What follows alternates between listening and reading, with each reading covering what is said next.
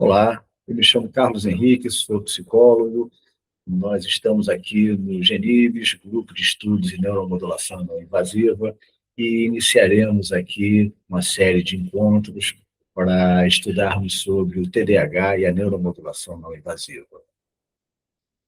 Queridos, então vou começar com a apresentação. Eu me chamo Nailane, eu sou psicóloga aqui na cidade de Aracruz, tenho especialidade dentro da neuropsicologia e também de neurociências. O meu grupo, né, ele vai falar sobre o transtorno do déficit de atenção e hiperatividade. Nessa nossa primeira aula, a ideia é trazer um panorama geral, né, de como que é o transtorno, né, os critérios de diagnóstico, mais esse panorama geral para que nas próximas aulas, né, os colegas eles possam, né, focar tanto em critérios de avaliação e também, né, na parte de neuromodulação. O Bruno ele tem alguns conhecimentos especiais, então em algumas falas minhas ele vai complementar, vai aprofundar e também os demais colegas que quiserem trocar né, enfim, contribuir, pode ficar à vontade, tá bom, gente? Então vamos lá. TDAH, transtorno do déficit de atenção e hiperatividade, ele é um transtorno de neurodesenvolvimento. Quando falamos de transtorno do neurodesenvolvimento, a gente está falando o quê? De algumas alterações que aconteceram a nível do sistema nervoso e que ocorrem, né, ali durante o período do desenvolvimento. Esse desenvolvimento pode ocorrer tanto, né, literalmente em neurogênese, ou depois, no período da gestação, ou durante o nascimento do neném, se houve algum sofrimento fetal, algum impacto nesse sentido, ou até mesmo durante o curso da infância, se eles sofrerem alguma outra intercorrência. Só que o que é interessante dentro do TDAH é que ele possui prejuízos específicos em dois núcleos de base, né? Então, esses núcleos seriam o quê? Tanto a desatenção, tanto a hiperatividade e a impulsividade. Desatenção aqui, ela é caracterizada como uma certa divagação em tarefas, uma falta de persistência, uma desorganização, e é como se o paciente ele tivesse uma dificuldade mesmo em inibir distratores, porque de fato tem, né? A gente vai ver isso um pouquinho mais à frente. E também o outro núcleo de base que há um prejuízo muito significativo é no domínio de hiperatividade e impulsividade. Então, o paciente, muitas vezes, ele pode apresentar uma atividade motora excessiva, e em momentos inapropriados, alguns pacientes que não têm essa atividade motora muito excessiva, eles podem, né, estar sentadinho no lugar deles, mas sempre inquieto. Então, se é uma criança, está sempre mexendo em alguma coisa, mexe o cabelo e vira, vai, né? Então, ele está ali sentado, mas está sempre em movimento de alguma forma. E, especialmente em crianças pequenas, aqui no consultório, eu percebo bastante a inquietação motora, o que é um prejuízo para eles, porque acabam se machucando demais, né? Então, acaba trazendo esse prejuízo também. Mas pensando, né, na estrutura macro do TDAH, a gente tem prejuízo nesses dois domínios, tanto na desatenção, tanto na hiperatividade, tanto na impulsividade. O DSM-5, ele traz alguns critérios, né, para entender esse diagnóstico, até mesmo para fechar o diagnóstico. O primeiro critério é que ele precisa de, se a gente pensa na infância, né, esse paciente ele precisa de ter 6 ou mais sintomas em relação à desatenção e hiperatividade e impulsividade. Agora, se a gente está pensando em adultos ali, maiores de 17, 18 anos, ali ele já considera já a necessidade de apenas 5 sintomas. E também, né, a persistência de no mínimo 6 meses, né, então, por pelo menos 6 meses, esse paciente, ele precisa de ter os sintomas, tanto de desatenção ou hiperatividade e impulsividade, um desses dois núcleos ou ambos os dois, né. É importante também o fator idade, então, como o TDAH, ele é um transtorno de neurodesenvolvimento, ele precisa, né, de se iniciar nesse período de desenvolvimento, então, os pacientes TDAH, em geral, eles vão manifestar os sintomas, né, antes dos 12 anos, e é muito interessante porque, às vezes, as famílias começam a perceber algumas dificuldades, né, na atenção, especialmente falando, quase no final do fundamental, né, do ensino fundamental. E isso está muito relacionado também, né, por conta da exigência ambiental, que às vezes, né, até ali no Fundamental 1, a criança conseguia performar com muita facilidade e tal, só que à medida que a demanda de conteúdo vai crescendo, né, há uma nova exigência cognitiva ali, e às vezes essa criança não consegue acompanhar bem. Então, ali a gente começa também a demarcar e até mesmo perceber, né, melhor quando há o transtorno em curso. É importante também que se haja prejuízo em pelo menos dois ambientes, né? Então, como o meu público acaba sendo mais o infanto-juvenil, né, a gente percebe isso muito, prejuízo tanto na escola, tanto no social com os coleguinhas, que às vezes uma criança muito impulsiva, que só ela quer fazer, que quer tudo do jeito dela, e é muito, muito agitada, então acaba se machucando muito. Na escola também há uma dificuldade para permanecer por pequenos períodos, às vezes, de tempo ali no seu lugarzinho, então acaba sendo um tanto desafiador. E é interessante, né, que se tenha esse prejuízo em mais de dois ambientes, né, dois ou mais ambientes. E é interessante, pessoal, também que, como critério diagnóstico, que todas essas afetações haja um prejuízo funcional para o nosso paciente. E isso, né, vai diferir bastante do que a gente vê, por exemplo, nas redes sociais, né, que TDAH às vezes parece até que é signo, né? Então, qual é o seu TDAH? O meu desatento, o meu hiperativo, coisa e tal. E não é bem assim. Por quê? Porque a gente está falando de prejuízos funcionais que esses pacientes terão, né, em diversas esferas da vida, e que esses prejuízos vão acarretar também um sofrimento clínico significativo. Então, por isso que, embora muitas vezes a gente tenha a sensação, eu pelo menos, né, de que é um transtorno que está tão generalizado, está tão banalizado, que algumas pessoas acabam esquecendo da seriedade do prejuízo e do sofrimento que, na verdade, é ter essa condição. O DSM, né, ele traz isso como critério diagnóstico, mas ele também coloca uma nota, né, que a gente precisa de excluir essas hipóteses, esses critérios, se esse paciente estiver nesse momento, né, vivenciando um período um período não, né, um surto, né, ou durante o curso de uma esquizofrenia, porque subentende-se, né, que todas as outras habilidades já estarão afetadas e vai ter um outro motivo infinitamente maior para que isso está acontecendo. Então, todas as vezes que eu penso em TDAH dentro do consultório, eu sempre penso na frequência que o comportamento acontece. Então, nossa, ele é assim, tipo, hiperativo, né? Em qual contexto? Quantas vezes ele sai do lugar? Quantas vezes ele fica se mexendo? Quantas vezes isso acontece durante o dia? A intensidade, né? Qual é o nível dessa inquietação? O nível dessa desatenção? Quais são os prejuízos, né, disso na vida do paciente em questão? E, por fim, né, o sofrimento, porque algumas crianças, muito por conta da impulsividade, hiperatividade, elas acabam tendo problema de autoestima no sentido de sofrer, às vezes, recriminação dos colegas e tal, né, e isso também vai gerar sofrimento para elas. Pensando no DSM, nós temos os dois critérios, né, critério A e critério A1 e critério A2. E aqui a gente colocou, né, esse primeiro critério, né, que é o padrão A1, o espectro da desatenção.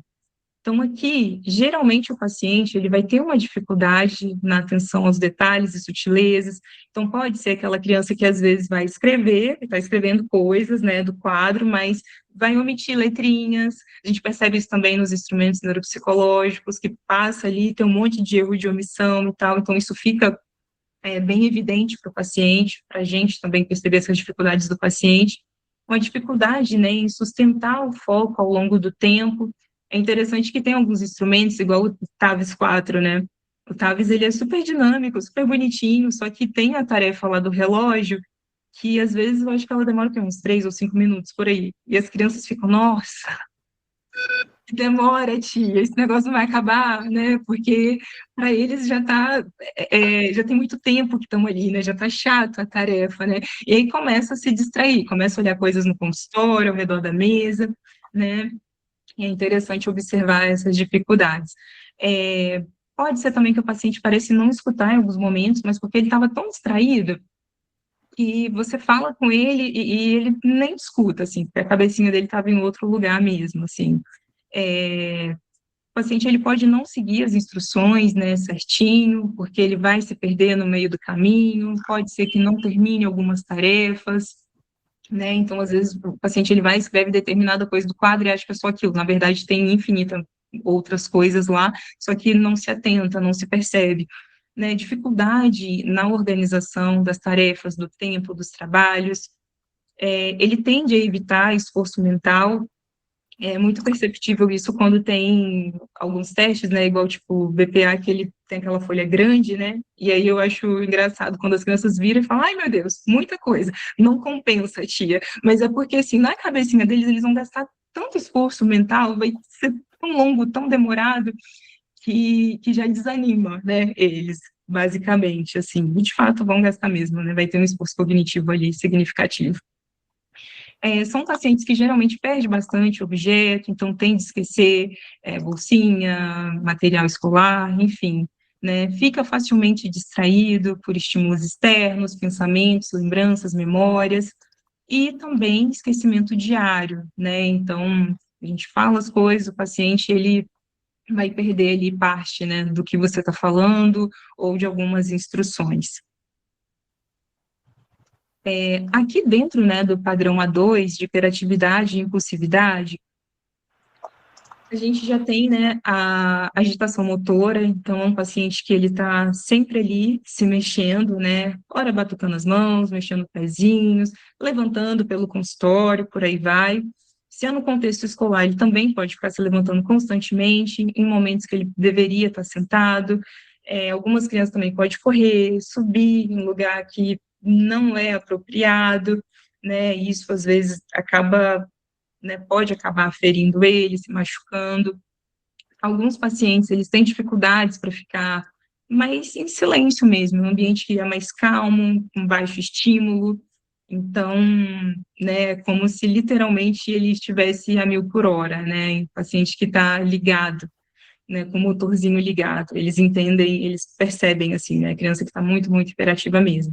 Outras crianças podem falar em excesso, eu percebo muito em meninas, assim, que têm mais impulsividade, hiperatividade, a manifestação através da fala, né, respostas precipitadas, então a criança que muitas vezes, quando você vê, já falou, e às vezes deixa o adulto em saia justa também.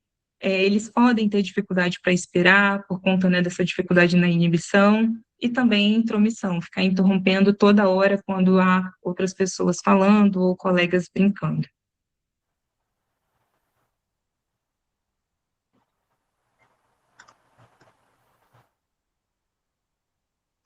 Pensando no TDAH, gente, nós temos, né, algumas apresentações dele. Então, primeiro, para a apresentação combinada, é importante que o paciente atenda, né, os critérios, tanto do A1, tanto do A2, ou seja, critérios tanto de desatenção, tanto de impulsividade e hiperatividade. Então, a gente vai ter a apresentação combinada.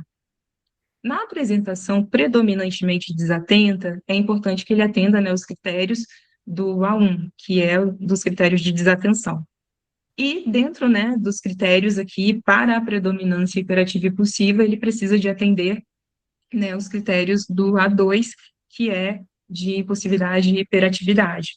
Há também os níveis de gravidade, né? Gravidade leve é quando o paciente ele apresenta poucos sintomas, pequenos prejuízos, né? Consegue ser muito bem funcional na grande maior parte do tempo, mas há um detalhe aqui, uma dificuldade ali que precisa de intervenção.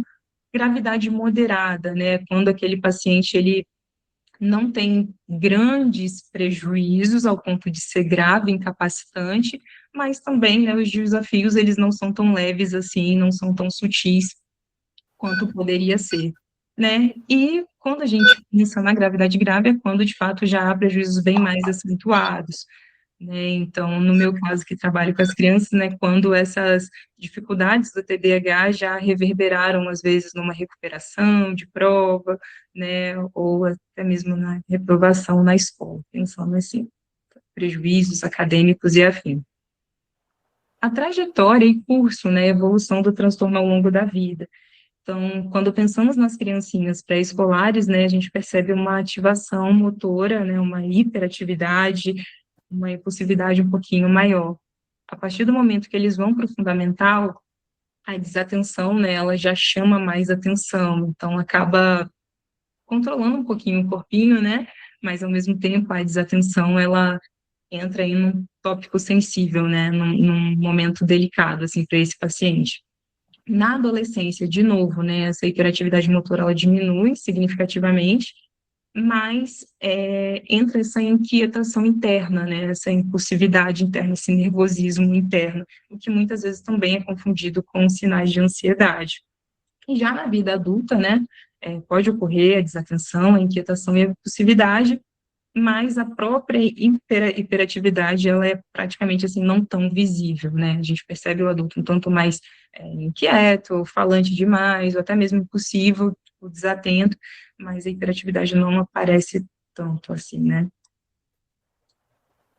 E aqui, pessoal, nós temos, né, algumas consequências funcionais, né, do TDAH. O que geralmente é visto, e muitas vezes é o motivo, né, dos encaminhamentos, quando a criança ou adolescente ele está com desempenho escolar abaixo da média, né, então começa com essa preocupação, né, então a escola ela acaba sendo um excelente rastreio, assim, para a gente entender o funcionamento mesmo desse paciente, e no caso, né, de adultos a gente percebe uma dificuldade no trabalho ou até mesmo instabilidade, então às vezes é um adulto que vai postergar bastante para entregar suas demandas, ou cometer muitos erros, às vezes, no seu trabalho, né, pode, de alguma forma, ter uma instabilidade, mas isso é só a ponta do iceberg, né. O que muitas vezes não é visto, ou não tão considerado, é muitas vezes o impacto social que isso tem, né, então, às vezes, pelo comportamento, né, os pacientes, eles podem sofrer rejeição pelos pares, ou até mesmo se meter em conflitos familiares, a gente tem ali uma piora na autoestima, né, acontece muito com as minhas crianças, às vezes, eles falarem: "Ah, eu não sou bom, eu não consigo fazer isso", mas na verdade não é isso, né, a gente tem ali outras habilidades que merecem atenção e treinamento para que eles consigam, né, performar. E só que muitas vezes, né, isso eles levam para eles, né, por conta dessa questão social, de como, o social acaba sendo doloroso, né, por conta das dificuldades que eles têm. Em relação à saúde física, né, em situações de risco, alguns pacientes TDAH, eles podem, né, ter uma maior predisposição para violações de trânsito, né, lesões acidentais, maior probabilidade de obesidade e também hipertensão. E aí, por fim, né, a associação ao suicídio. Há um maior risco de tentativa de suicídio, especialmente também quando é associado, né, a outras comorbidades, como ansiedade, depressão e outras, né, de cunho mais afetivo.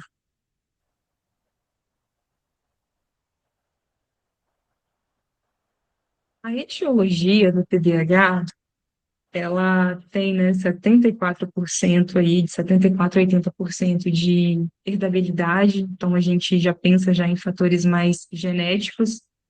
Há também algumas alterações, né, em alguns genes, e há alguns fatores de risco também, né, gente, para essas alterações, de fator mais biológico, digamos. Então, o sobrepeso, né, da mãe no período pré-gestacional, isso pode contribuir para um fator de risco, uso de antibióticos durante a gestação, antidepressivos e até mesmo a diabetes pré-gestacional pode também contribuir. E o fumo, né, então o uso, né, de fumo durante a gestação pode ser, né. E aí depois da gestação, a exposição dessa criança, né, ao fumo também pode ser um fator de risco. Crianças que já sofreram traumatismo crânioencefálico também podem ter uma maior predisposição ao desenvolver o TDAH. E também, né, alguns estudos trazem, né, que exposição excessiva, 2 ou mais anestesias gerais também podem, né, ser um fator de risco.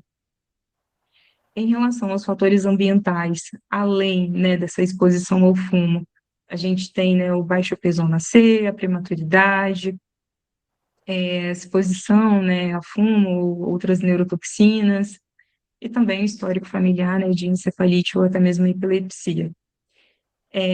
Nos fatores temperamentais, esses pacientes, né, eles podem ter pacientes que têm um menor nível de inibição comportamental, ou até mesmo uma afetividade negativa, ou uma alta busca por novidade, também pode ser um fator de risco. Em relação ao prognóstico, embora, né, seja um transtorno, a gente não fala de cura, o DSM ele traz, né, a possibilidade de remissão de sintomas, especialmente na vida adulta, onde aos 25 anos já tem ali uma boa remissão de sintomas, em alguns casos, assim, mais de 50, 60%, assim. Então, o paciente ele não deixa de ser TDAH, mas ele consegue ter uma boa funcionalidade quando devidamente estimulado, né? As bases neurobiológicas do transtorno, né, está muito relacionada com uma disfunção nos circuitos frontoestriais, que são responsáveis ali pelo nosso controle de impulsos, né, também recompensa, e no fronto cerebelar, que é responsável tanto pela regulação temporal, tanto pela atenção sustentada, especialmente, e também pela regulação motora. Aqui nesses circuitos, a gente vai ter a presença, né, dos neurotransmissores, tanto da dopamina, tanto da noradrenalina.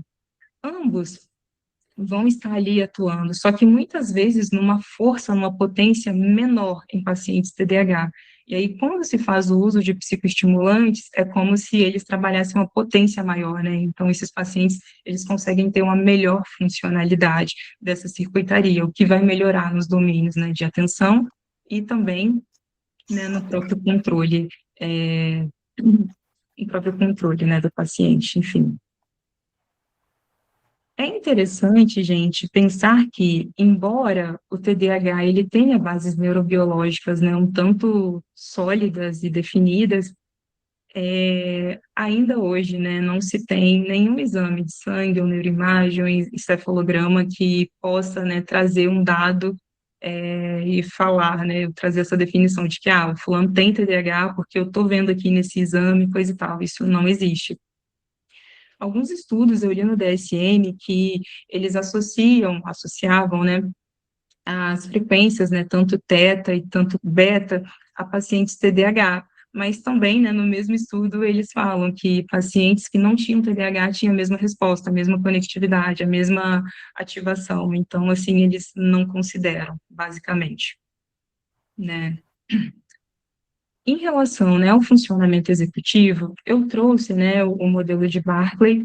Vou falar bem por cima, porque na próxima aula o nosso colega ele vai explicar com uma profundidade não só esse modelo, mas como os outros que existem, onde que, para Barclay, né, o TDAH, ele está muito relacionado a uma disfunção executiva, onde o prejuízo principal está no controle inibitório, especialmente na inibição comportamental desse paciente. Então, uma vez que há uma falha muito grande na inibição, esse paciente ele também vai ter prejuízo, tanto em nível de regulação emocional, então para modular essas emoções, essa frustração, essa raiva, controlar, né, ali esse processo, para ele vai ser difícil, vai ter uma dificuldade ali no planejamento, na organização, nesse antecipar esse futuro, quebrar essas tarefas, né, em pequenas partes para fazer com melhor eficiência. Ele pode ter também uma alteração na flexibilidade cognitiva, então, alternar as estratégias, né, para se adaptar melhor a esse ambiente, ou para fazer algo com melhor responsividade, né, e também na memória de trabalho, que é a nossa capacidade de reter e manipular as informações no curto prazo, tá? Pensando assim, né, na demografia, cultura e gênero, né, dentro do TDAH, a prevalência global do TDAH é de 7,2% das crianças e 2,5% dos adultos.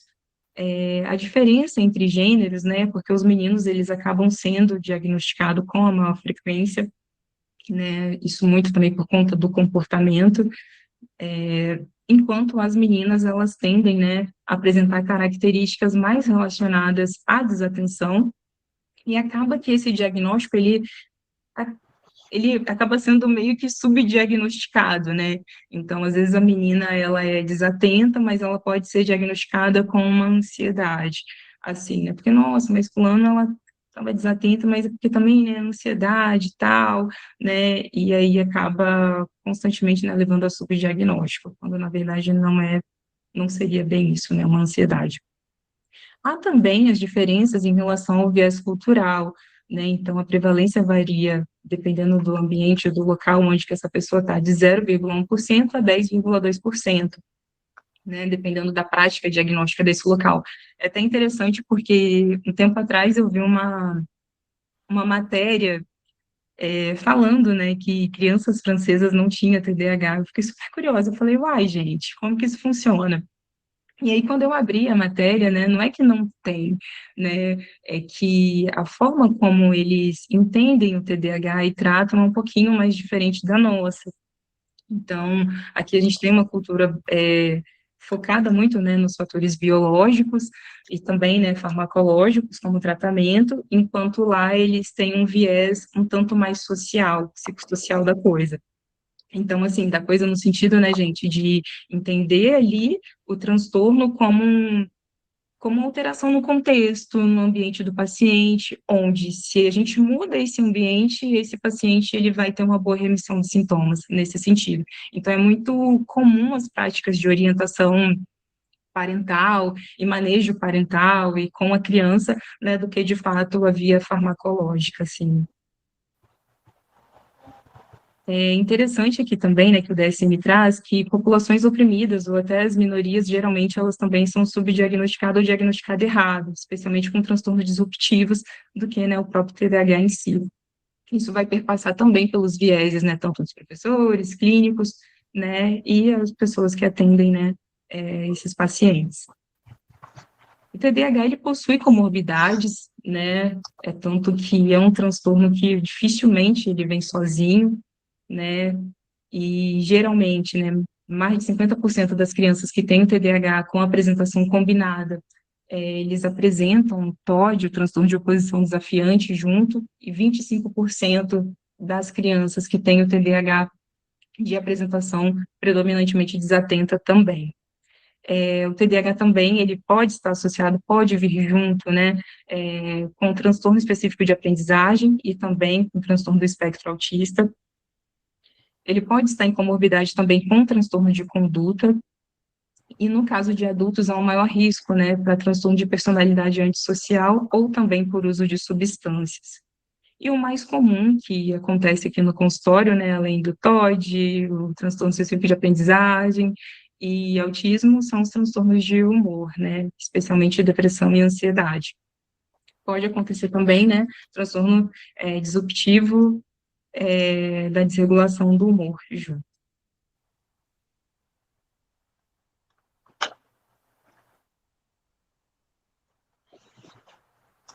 Aqui, eu coloquei alguns diagnósticos, né, diferenciais com base no DSM, mas dois aqui, gente, eu coloquei que não está no DSM, e eu vou explicar o porquê. Então, assim, dentro do TDAH, a gente tem ali o prejuízo atencional, né, que é devido a essa dificuldade de inibir os distratores, né, e que também, né, há uma falha no funcionamento executivo do paciente. Então, geralmente, esses pacientes vão ter uma aversão, né, às atividades que têm um esforço mental prolongado, e geralmente esses pacientes eles vão ter uma dificuldade também, né, nesse controle do comportamento, né, então eles podem apresentar também uma inquietação, uma impulsividade ali. Dentro do TOD, a gente não tem um prejuízo nem na atenção e nem em relação à inquietação ou hiperatividade, muito pelo contrário. Dentro do TOD, um prejuízo, né, de base é uma hostilidade, essa tendência ao desafio, é uma resistência, né, baseada nessa negatividade do paciente mesmo. Pensando na ansiedade e no autismo, a gente tem sim sintomas de desatenção, mas aqui é por outro motivo, não é uma falha em inibir distratores. Aqui é muito relacionado, às vezes, à própria ansiedade, esse paciente ele está ali naquele momento de hipervigilância, sofrendo, então acaba, né, que ele vai ter dificuldade para prestar atenção a alguns detalhes e sutilezas ali. E também no caso do TEA, né, pode estar relacionado à ruminação, preocupação interna, ali, dependendo da sobrecarga que esse paciente pode estar passando naquele dado momento, ou do ambiente, ou da situação que ele está vivendo. A agitação e a impulsividade também pode ocorrer dentro do autismo, mas muito relacionado, né, essa intolerância a mudanças, crises por quebra de rotina, né, sempre o motivo ele acaba sendo diferente do que o do TDAH. E aqui, eu fui em um congresso, né, uns 2 anos atrás, e estava bastante em alta, né, a síndrome do desengajamento cognitivo. E na época havia uma grande preocupação em como seria isso no consultório, né, na clínica. Como que se faz, né, esse diagnóstico diferencial? Como que seria? Porque ele é tão parecido com o TDAH desatento, né? E, inclusive, né, eles podem estar juntos em comorbidades, mas, em geral, a síndrome do desengajamento cognitivo, a gente tem um paciente que ele é bem lento, bem lento. E é um paciente que ele tem um perfil mais de divagação, então o sonhar acordado é muito comum nesses tipos de quadro. Ele não necessita, gente, necessariamente de um estímulo distrator, ele não necessita de, igual o TDAH, né, que, lembrei do que aconteceu e aí o pensamento vai embora, né, não é necessariamente isso, é o estilo mesmo de cognição do paciente que é de divagação, então ele acaba sendo um tanto mais lento mesmo, tem uma tendência a sonhar acordado, a ficar, né, com essa distração mental, né, de forma contínua, né, digamos. O paciente aqui, ele não vai ter uma agitação nenhuma, impulsividade, até porque a grande característica, né, aqui é essa lentidão, essa letargia, né, nesse funcionamento. E aí, por último, né, o transtorno de processamento auditivo central. Esse aqui eu percebo bastante nas famílias que chegam e muitas vezes, né, há uma preocupação, será que meu filho tem TDAH? Não tem? Ou até mesmo a galera, né, da escola fica preocupada. Só que quando a gente começa a fazer a entrevista clínica e começa a coletar dados, né, onde a maior dificuldade da criança, muitas vezes, é prestar atenção quando há muitas coisas acontecendo, ambiente ruidoso, em casa, com a televisão ligada, cachorro latindo, minha mãe falando, dando comandos e tal. A gente começa a pensar, poxa, será que é uma falha na memória operacional? Será que é alguma alteração em processamento auditivo? E aí, nesses casos, para contribuir, auxiliar no diagnóstico diferencial, é muito comum a gente fazer encaminhamento para fonoaudiólogo para fazer, né, essa avaliação do PAC. E aí, se tiver alterado, né, e a gente não tiver sintomas de desatenção, nem impulsividade, nem hiperatividade, né, dá para fazer o diagnóstico diferencial. Ou se, né, tem os dois, né, que também é comum essa comorbidade. E aqui, gente, algumas mudanças em relação a CID-10 para CID-11, né? Na CID-10, o TDAH, ele ainda está relacionado, né? Lá ele está na categoria de transtornos hipercinéticos, enquanto agora na CID-11, né? Ele já está na categoria de transtornos de neurodesenvolvimento. Antes, na CID-10, havia, assim, né, obrigatoriamente as dimensões, tanto para desatenção e hiperatividade, tinha que estar presente nesse diagnóstico central, enquanto agora a CID-11 ela abandonou, né, esses padrões, porque agora o que é importante na CID-11 é muito essa delimitação do que é o transtorno e qual é a predominância dele. Então, na CID-11, a gente consegue ter ali, né, a apresentação tanto combinada, tanto hiperativo impulsivo, e também a apresentação desatenta. É interessante também que lá na CID-10 havia, né, havia uma exigência que impedia o diagnóstico, né, se houvesse comorbidades, né, ansiosas ou até mesmo de humor. E agora isso também caiu por terra, né, nessa nova atualização. Gente, chegamos ao final. Vou voltar aqui. Excelente, Nailane, excelente. Vamos Se você puder tirar, por favor, a apresentação para que a gente possa conversar, nos vendo aqui. Nailane, excelente, né? Isso que você traz para a gente de uma forma bastante objetiva, bastante lúdica e explicativa, né? Trazendo esse transtorno do neurodesenvolvimento que você colocou, o TDAH, tão comum, tão presente, né?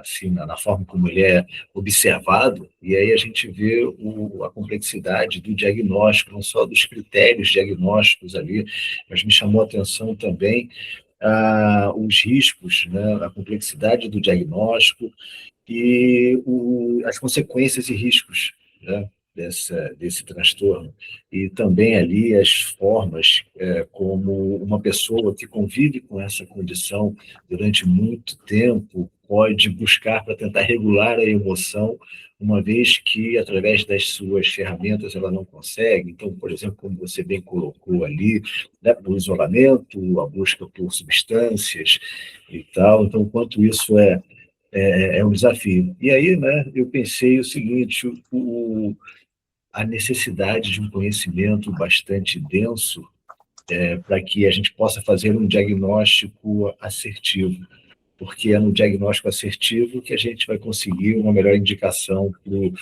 uma condução de um tratamento, né? Estou falando isso já pensando o quanto é muito banalizado, feito de uma forma assim otimizada, o diagnóstico das nossas crianças com TDAH, né, um número muito maior do que 7,5%. Né? Então, isso me chamou a atenção nesse aspecto. Eu não trabalho com crianças e gostaria de muito saber das experiências de vocês. Então, essas foram as minhas impressões iniciais, né, mas está aberto aqui para quem quiser comentar.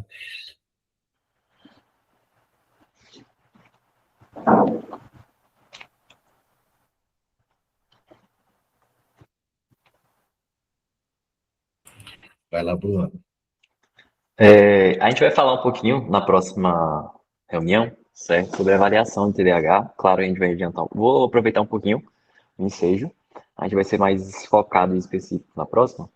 Mas uma das coisas é que o TDAH ele é um diagnóstico principalmente comportamental, né? E assim, existem aí na próxima a gente especifica, mas uma das questões da avaliação do TDAH, e justamente essa dificuldade de especificar, é porque o que a gente tem de confiança seria comportamental, né? É de acordo com o que o indivíduo apresenta no seu comportamento externo, né? Na sua ação, na sua atitude, no seu cotidiano, no seu contexto. E eu até ouço, certo, pessoas, e eu digo médicos, principalmente, que o diagnóstico dá para ser feito assim, se tomou medicamento e não melhorou, então não tem TDAH, né? Porque o tipo de medicamento que é utilizado são estimulantes, né? E boa parte das pessoas com TDAH tem efeitos paradoxais, né? Que o efeito paradoxal é quando, na verdade, ele fez o efeito contrário. Então, uma pessoa com TDAH, na sua maioria, eles têm efeitos contrários, né? Então, assim, ao invés de aumentar e estimular, né? Que as pessoas usam Venvance, por exemplo, para estudar, que ela fica alerta. Uma pessoa com TDAH, ela fica mais tranquila, ela fica mais atenta, ela fica mais calma, então ela tem um efeito paradoxal. E essa questão de avaliação, uma das questões que eu acho que eu traria, assim, que não interferiria na próxima reunião, é justamente que um dos achados é que está tendo o overdiagnosis, né? Que é o diagnóstico exacerbado do TDAH. Então, desde 2016, certo? Já se vem observando, desde 2016 não, até 2016, né? Considerando os dados de 90, de 89 a 2017, os casos aumentaram muito, certo? Aumentaram drasticamente. E essa maioria está no espectro mais leve, certo? Então, se colocando no espectro leve, moderado e mais severo, a maioria dessas pessoas estão contendo diagnóstico realmente, então tem uma banalização nesse sentido, certo? E isso é evidenciado por esse overdiagnosis, né? O diagnóstico que está sendo exagerado, pelo menos até 2017, né? De 90 a 2017, então tem aí quase 30 anos de dados mostrando que está aumentando. E justamente isso vai ser o foco na próxima reunião também, mas trazendo essa informação que é justamente uma das problemáticas que a gente quer abordar ao longo da próxima reunião.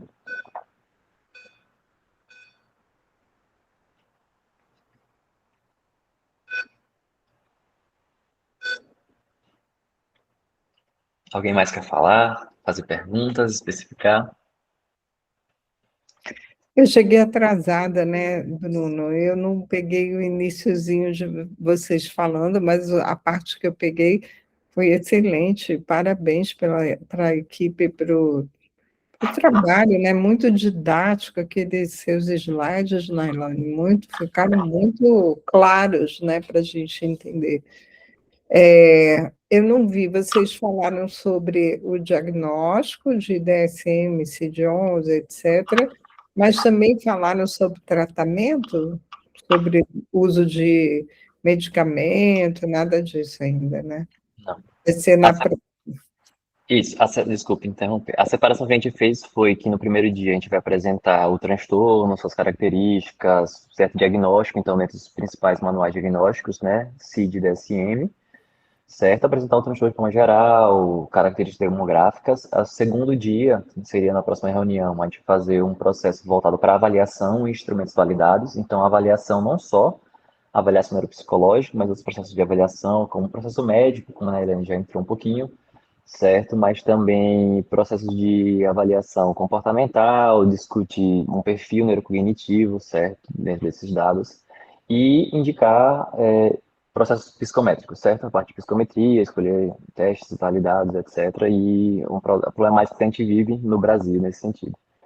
E no último dia, no terceiro dia, nós vamos apresentar todos os protocolos de tratamento, certo? Sejam comportamentais, sejam medicamentosos, sejam de neuromodulação, sejam de, né, indiretos, certo?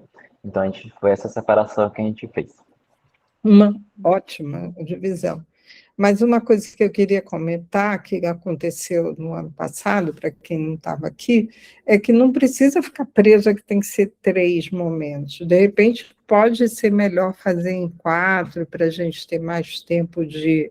Porque eu estou vendo que o último dia, você falar de tratamento medicamentoso, terapia e neuromodulação, talvez fique muita coisa para um dia só.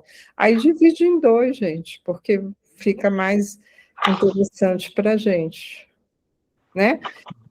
Adorei essa coisa do overdiagnóstico, acho que não só para TDAH, mas em muitas situações a gente vê que tá crescendo, né, essa patologização da vida, né, de uma forma geral, e que a gente tem que ser cuidadoso, especialmente porque TDAH muitas vezes está sendo patologizada a própria educação, né? Então as crianças em sala de aula é mais prático que elas fiquem calminhas, então todo mundo acaba sendo diagnosticado para poder dar mais conforto para professores e tal. Infelizmente, eu vejo que tem muita criança que é levada, que antigamente a gente falava é levada e só está brincando, corre, corre, corre, não quer dizer que tem TDAH, né? Mas, enfim, eu acho que isso que vocês abordaram é um tema muito relevante para a gente proteger nossas crianças, que a gente sabe que começar a usar Ritalina ou Venvans desde a infância, o que isso vai moldando o cérebro dessa criança, né, para a vida adulta. Então, isso me chama bem a atenção. Acho que a gente tem que ter um cuidado grande. Fala, Dani. Oi, pessoal, tudo bem? Eu queria também trazer uma questão aqui, tanto desses overdiagnósticos, mas também levando em conta que existe um termo que chama fenótipo, né? Então, na hora do diagnóstico em si, existem alguns critérios, né? Eu não entendo muito, quase nada de TDAH, mas dentro tem, por exemplo, no TEA ou no TDAH também tem esses fenótipos que seriam características, mas que precisaria ter os critérios mínimos para um diagnóstico e que algumas crianças elas têm algumas características, mas que uma ou outra, ela também não fecha para o diagnóstico mas ela tem algumas características similares ou que se um ambiente comportamental favorecesse o desenvolvimento dessa, né, psicopatologia, né, porque tem toda a questão genética de tudo e tem a questão comportamental. Então eu fiz uma vez uma pós de psicanálise, não concluí, mas eu me lembro muito da importância disso. Eu queria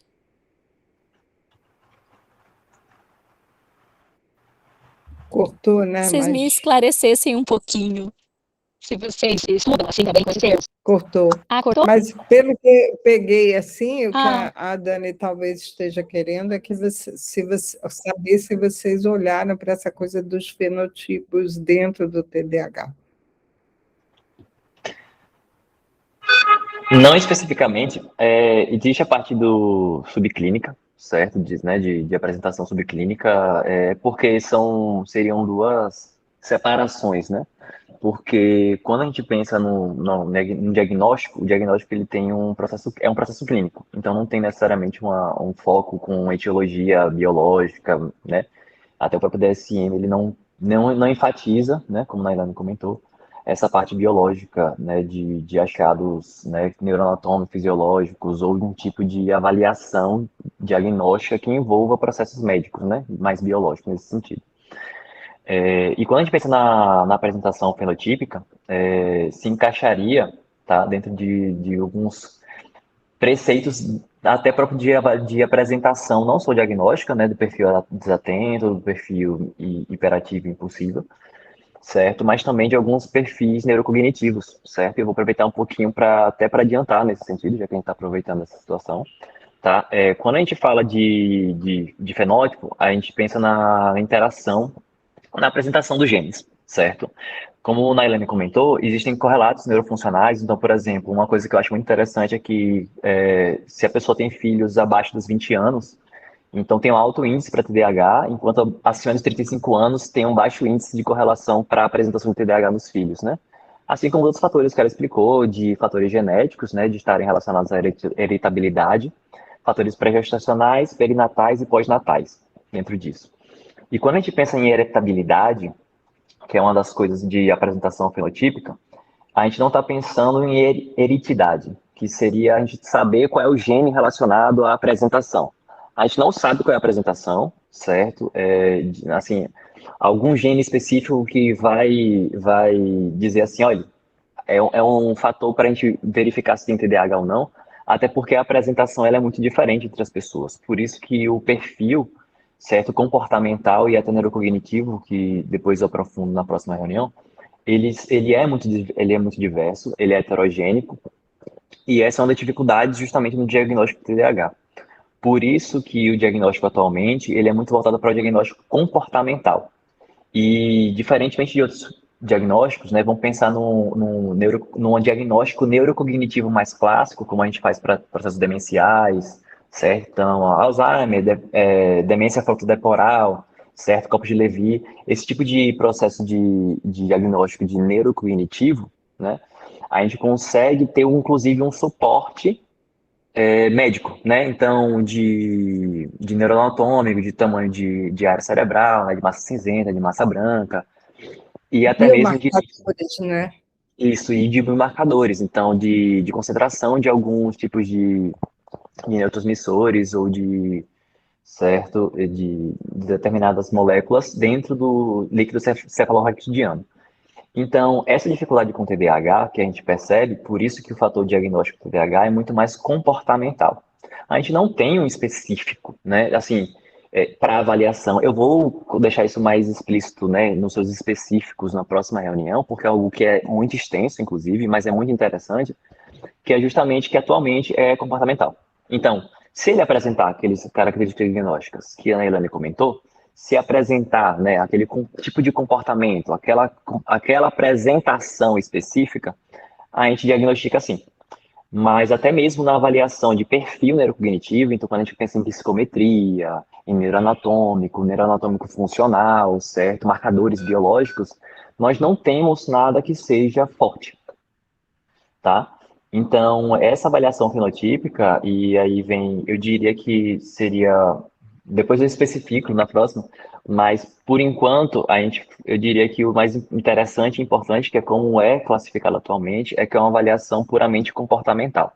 Por isso que não necessariamente ela exige lá fora, certo? Eu digo nos outros países, uma avaliação neuropsicológica ou psicológica, certo? Lá fora o protocolo para diagnóstico de TDAH é realmente o uso de escalas, né? Então, eu digo lá fora não que seja melhor, só para deixar bem claro, certo? Mas eu estou considerando padrões de outros países, então União Europeia, Inglaterra, certo? Que é o Reino Unido, na verdade, né?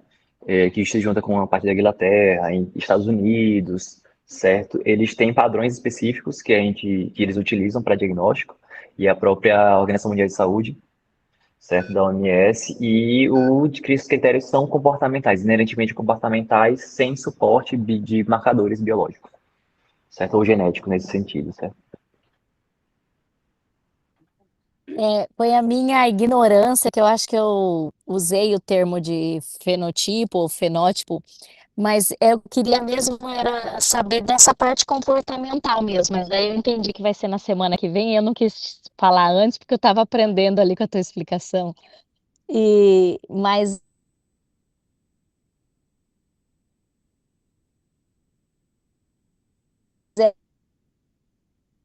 Travou de novo. mesmo assim, por exemplo, dentro do TEA, então movimentos alternados, isso, tendo um ou outro, só não, travou de novo.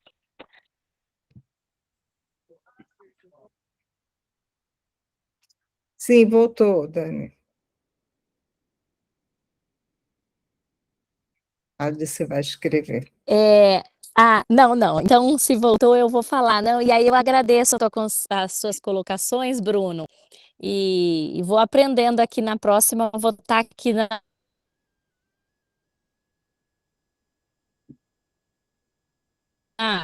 plateia também, esperando para aprender com características que não fecham o diagnóstico, mas que são comuns na comunidade, né? Eu acho que é isso que erra.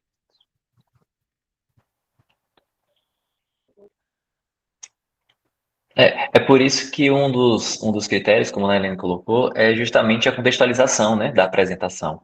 Tanto que é um movimento que tem sido feito tanto no DSM quanto no CID, certo? Justamente de avaliar a funcionalidade, né?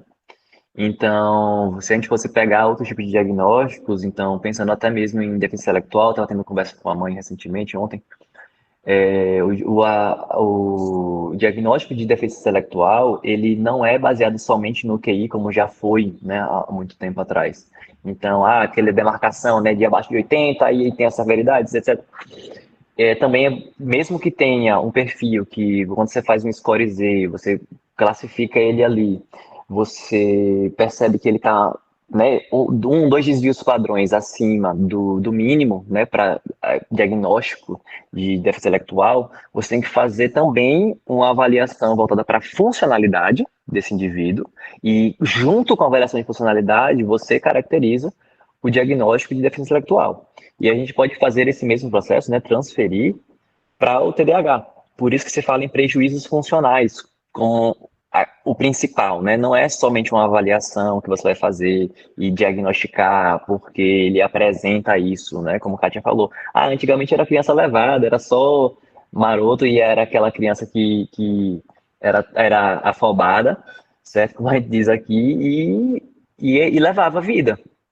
Hoje em dia, é muito a educação, né, a psicoeducação, a transferência da ciência de academia para o público em geral, essa educação, certo? Essa educação de ciência, ela é muito boa, mas também é muito perigosa em determinados contextos. Então, essa educação de ciência, se as pessoas começam a utilizar, principalmente diagnósticos que são comportamentais, que não exigem um específico, né, de um diagnóstico diferencial tão pontual e específico, é muito simples olhar para o próprio filho, né? Pelo menos as pessoas pensam, né? Que é muito simples olhar para o próprio filho e dizer assim, olha, eu acho que ele tem TDAH, então eu vou. Então essa educação é muito boa, mas também pode gerar problemas porque nada impede que profissionais, justamente por facilidade, por questão de demanda, mas a probabilidade de TDAH é muito alta, porque, né, estatisticamente 75% das crianças. Então, assim, é muito simples também para um médico, certo? Que geralmente é o primeiro profissional que é levado, também poder fazer esse tipo de processo, né? De ir ali e dizer assim, olha, seu filho, pela sua escala, certo, aqui, ele apresenta sintomas de TDAH, tem esses prejuízos aqui, pelo que você está me falando, que é um relato de um pai e de uma mãe, não que seja menor, mas é uma das características utilizadas, né? Dos critérios utilizados, na verdade. E pronto, aí tem TDAH. E essa diferenciação, né, de avaliação, que seria de um perfil, seja um perfil biológico, um perfil neurocognitivo, certo? Um perfil comportamental, tem que ter uma avaliação funcional, de funcionalidade mesmo. Será que essa pessoa é funcional? Se ela é funcional, então vale a pena diagnosticar? Será que tem algum critério subclínico? Será que tem outra apresentação? Será que tem... E existem, claro, diversos graus de funcionalidade, certo? O próprio OMS, eu gosto muito do ICF, né, que é a classificação de funcionalidade internacional, que o próprio CID proporciona, que eu acho excelente, certo? Também é utilizado outras ferramentas que a gente utiliza na nossa área de psicologia, de neuropsicologia, que, por exemplo, é o Vineland, eu vou falar disso da próxima também, para avaliar essa funcionalidade. Então, pode ser de um diagnóstico simples e rápido de consultório assim, que você faz em escala, como é feito em outros países, numa triagem, né? Você já meio que diagnostica ali, mas eu diria que tem que ter muito cuidado, justamente porque é muito comum que as pessoas utilizem essa classificação para, certo, levar para a vida. Então, não, eu justifico por quê? Porque eu tenho TDAH. E aí se aceita comportamentos que são inadequados e assim, não é? A gente aceita a diferença e dificuldade, mas não comportamentos inadequados. Tanto E que eu TDAH queria tem... desculpa te cortar, Não? Bruno, mas é porque você falou uma coisa que eu acho fundamental, é que muitas vezes os pacientes estão indo para o neuropsicólogo para fazer uma avaliação neuropsicológica funcional, e aí sai com os diagnósticos assim enormes. Ah, tem TDAH, tem ansiedade generalizada, tem TEA, tem isso, tem aquilo, outro. E não oferece a reabilitação. Sim. E eu acho isso muito perigoso, porque tem muita gente que, enfim, diante de um diagnóstico, começa a desenvolver uma série de sintomas que não tinha antes, justamente porque não tem quem os acompanhe no olhar para, porque todos os testes, eu acho que eles são parte, né, do arsenal da avaliação, e os testes não são determinísticos, e as pessoas também, recebendo uma intervenção apropriada, podem mudar muito a sua funcionalidade, né? Não é uma coisa fatalística, né? Que você chegou e falou assim, ah, você tem isso e acabou. Nossa, de jeito nenhum. À medida que se trabalha na reabilitação, então, às vezes eu fico meio triste de ver vários. Agora vou atender uma paciente que recebeu, fez um teste neuropsicológico e veio com um bando assim de diagnósticos e ela ficou desequilibrada por causa disso, e adulta, entendeu? Ou seja, TEA, as habilidades, ansiedade generalizada e, e TDAH. É, aham. E aí vem uma parte, eu sou muito chato, eu adoro a parte de avaliação neuropsicológica, eu gosto muito, tanto por isso que eu fiquei com essa parte também, mas é justamente que, assim, inclusive legalmente nós somos obrigados, né, tanto pelo próprio CFP, né, no Conselho Federal de Psicologia, na parte de neuropsicologia, quanto em outros países, é uma coisa internacional, né, que essa parte que é exclusiva do neuropsicólogo, não é só fazer uma avaliação, mas também é prescrever tratamentos, né, indicar tratamentos adequados para aqueles quadros, né, e isso é uma coisa complicada, de fato, porque, assim, nós temos padrões hoje de tratamento para muitas condições, e a gente vai conversar sobre isso na última reunião. A gente tá separando assim só para poder especificar mais mesmo, certo? Mas não é só uma avaliação, é assim, olha, você tem isso e acabou. Você tem isso e isso, e você pode fazer isso e aquilo, a gente indica isso de primeira ordem, isso de segunda ordem. Eu gosto dessa classificação que é muito médica, eu sei, mas a gente tem tratamentos, né, indicações de intervenção específica dentro dos tratamentos. Então, nada impede que você tenha um tratamento combinado de psicoterapia, junto com medicamentoso, junto com neuromodulatório, junto com tratamento que seria mais, né, é, de intervenção de atividade física, por exemplo, de exercício físico, de alimentação, com outros profissionais. E por isso que cabe uma avaliação neuropsicológica adequada poder justamente indicar esses tratamentos, certo?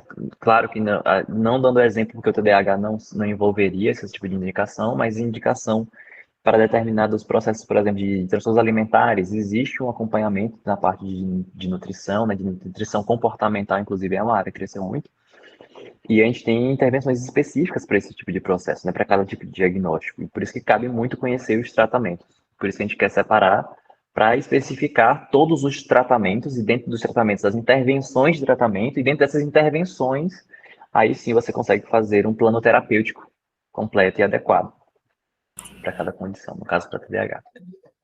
Uma das premissas do diagnóstico, né, é a comunicação e o benefício ao paciente, que começa, eu percebo que no ímpeto de se aplicar os instrumentos cada vez mais ali evoluídos e precisos, e as habilidades do avaliador, o ímpeto em já logo demonstrar aquilo que foi bem observado, né? Mas, como o Bruno comentou, a indicação de um tratamento, que uma melhora para o benefício, mas esse olhar do benefício passa também pela comunicação.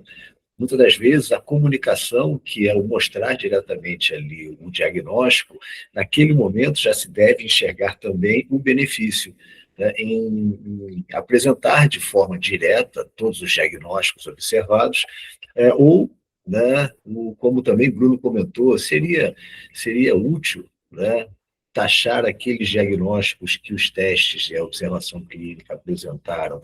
Se claramente naquele caso específico, que se a gente fala de uma avaliação psicológica, a gente fala de um processo que ocorreu numa relação entre o avaliador e o sujeito ali, né? O benefício, a observação do benefício na comunicação é um grande desafio, né? Entender que vai ser um benefício desde a comunicação até mesmo a indicação do tratamento. Bom, já está na nossa hora aqui, eu acho que tem muita coisa para a gente continuar falando no próximo encontro. Agradecer mais uma vez, Nailane, Bruno, excelente, isso instiga, né? Instiga para que a gente, semana que vem, estejamos aqui novamente. Tá? Queria agradecer a todos vocês, e daqui a pouco isso aqui está lá no YouTube. Tá bom? Podemos ficar por aqui? Podemos. Gente, muito obrigada. E a gente se vê na próxima semana. Maravilhoso, Nayane, viu? Parabéns. Obrigada. Obrigado.